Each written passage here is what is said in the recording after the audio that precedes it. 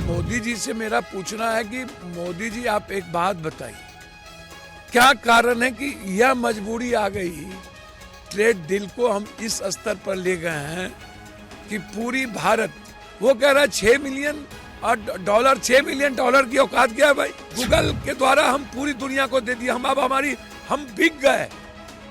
East India company हमको खरीद रही थी, अब उसके बाद पूरी की पूरी हम लोग बेच दिए, हमारे पास कुछ है ही नहीं। भैया एक बात समझ में नहीं आती, इनके मंत्री को कुछ समझ में क्यों नहीं आता। सर ये डाटा पूरी भारत की आप अमेरिका को देके 1000 साल एआई को आपने दुनिया में कहां से कहां पहुंचा। ये जो गूगल है जिसमें 33% स्टॉक किसका है भाई, अमेरिका का। फिर ऑनलाइन में स्टॉक किसका है। ये दुनिया में हर चीज में गूगल आप प्रवेश करा रहे हो, इसमें ओटीपी नहीं आएगी, बैंकिंग का काम नहीं होगा, आधार कार्ड की स्थिति वही है। आप जरा मुझको एक बात बता दो कि अब आप कह रहे हो कि पप्पू यादव के बच्चे स्कूल में पढ़ नहीं रहे इसलिए हम टीचर देंगे। अब गूगल कह रहा है कि हम पढ़ाएंगे, 1 लाख स्कूल बंद कर दिए।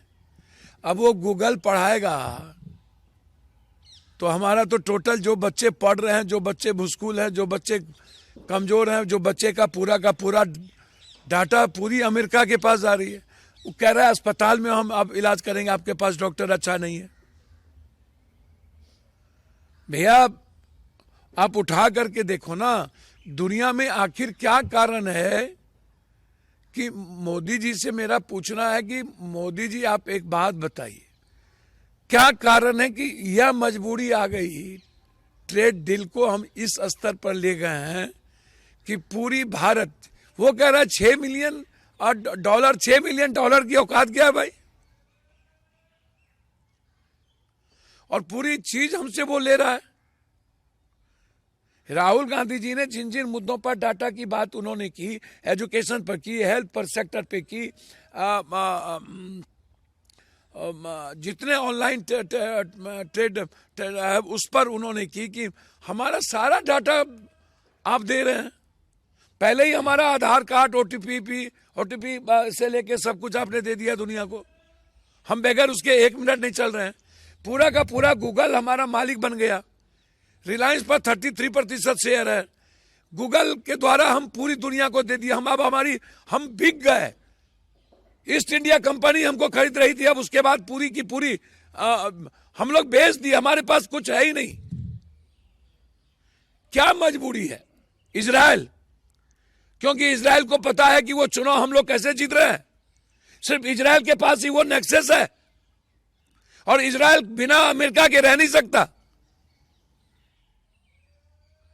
बस एक मजबूरी, या एप्स्टीन या वार। मजबूरी क्या है?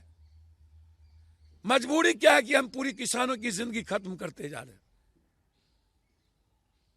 तो इसीलिए भारत तो गिरवी रखी जा चुकी है, आप जान लीजिए, और इसके लिए बड़ी क्रांति की जरूरत है। मुझे नहीं पता भगत सिंह हो कि नहीं, मुझको तो नहीं लगता। वो तो पहली बार भगत सिंह इसलिए हो गए कि किसी के मां के हाथ में मोबाइल नहीं था। अब तो मां के हाथ में मोबाइल है, कहेगा बेटा बगल में मत जाना, दंगा होने वाला है, बेटा बगल में मत जाना, क्रांति होने वाला है। अब तो मां क्रांति करने ही नहीं देगी, तो अब भगत सिंह कहां पैदा होगा इस कंट्री में। भैया हमको तो समझ में नहीं आता है। अच्छी बातें हैं। सम्राट चौधरी साहब से एक आग्रह करूंगा कि रतौंधी की बीमारी यदि ना हुई हो तो बरबोलापन छोड़ दीजिए और साइलेंट काम कीजिए। जैसे पप्पू यादव से आप लोग डरते हैं, जबकि पप्पू यादव आपके अच्छे दोस्त हैं, मित्र हैं। मत डरिए, हम आपके बारे में, आपके लिए ही काम कर रहे हैं। आप पहले बच्ची को बचा लीजिए। डेली जो मर्डर हो रहा है, डेली घटना घट रही है, आप उसको देख लीजिए। और जाति विशेष को गाली गलौज करना बंद कर दीजिए।